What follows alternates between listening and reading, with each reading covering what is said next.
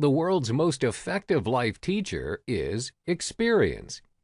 Each of us has developed a set of values that determine how we think and feel about life, including the right and wrong behaviors.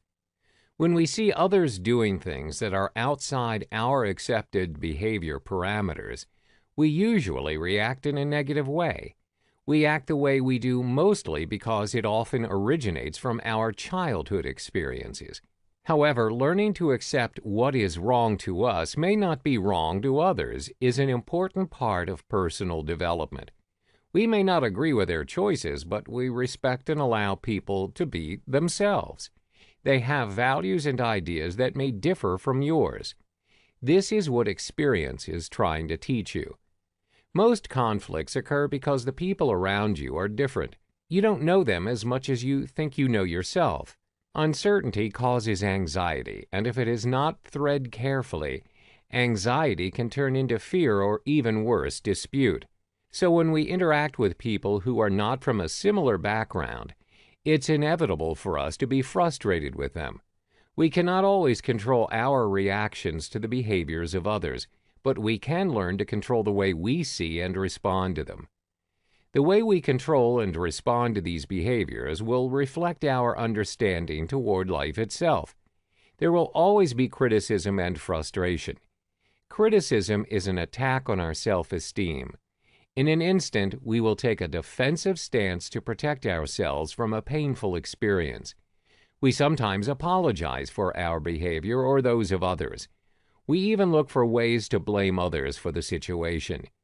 So, what are some of the positive ways you can respond to criticism or bad experience in general?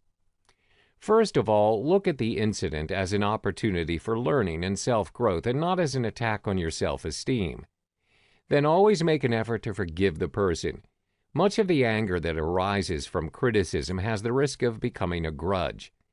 Actively seek to work with them to negotiate a solution you are both satisfied with. Another thing you can try is to take a step back before you respond. Thank them for their words and tell them you will consider and discuss it with them on another occasion. This approach enables both of you to rationalize your actions further. Think about the criticism. Ask yourself if it is justified. If it is, then seek ways to prevent the situation from recurring. And if it is not, take steps to refute it calmly and preferably with evidence.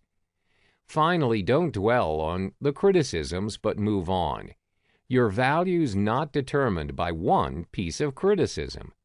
So how can we present our point of view without creating a bad reaction in people?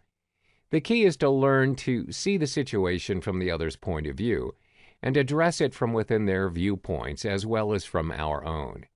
We can still express our thoughts and feelings about a situation using this approach, but it usually produces a very different outcome.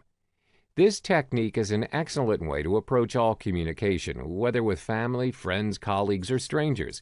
We learn to express our thoughts, concerns, and ideas, and even disagree with others. We always find ourselves acknowledging verbally and physically, even if the other person is the one causing the disagreement. This approach maintains a mutual relationship between both who acknowledges neither of their opinions is more valid than the other's views, perspectives, or thoughts. This doesn't mean that both sides are equally valid, but by conveying their understanding, the other person has a right to the opinions about the situation that caused the disagreement. This approach values the relationship and validates the person, while not necessarily validating the problem or the suggested solution. There's an old saying that states, "You will never know another person until you first walk in their shoes." Trying to approach and diffuse a situation from their perspective enables us to walk in their shoes in this situation. It changes the "I want" statements, which presents the issue from our perspective, to the "I know you feel this way, and I can understand why you do, but may I present another idea or show you why that idea is not the best one?"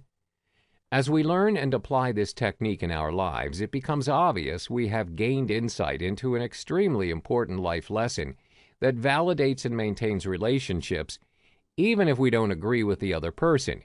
It helps us to approach potential conflict situations in a non-confrontational way that promotes discussion and resolution.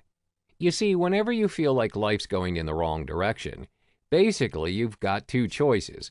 You can either accept that there are things in your life you cannot change, and there are things in life you can. When you believe that you can change a certain aspect in your life, then you must not wait for things to change, but you must work at changing them.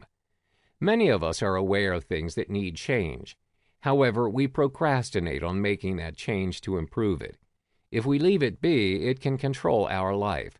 So learn to act and think positively until you've learned to experience and deal with your feelings without being pulled down by them. Experiencing your feelings enables you to rise above your feelings, then logically decide what action to take.